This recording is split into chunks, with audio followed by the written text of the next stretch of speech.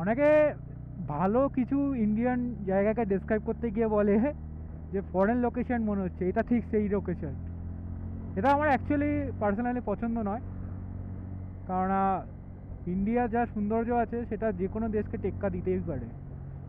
শুধু আমাদের একটু মেনটেনটা হয় না সেরকমভাবে, বা আমরা সেরকমভাবে ওটাকে দেখাতে পারি না। দেখো না, এরকম ভিউয়ের সাথে এরকম রোড, আর কিছু কি চাই?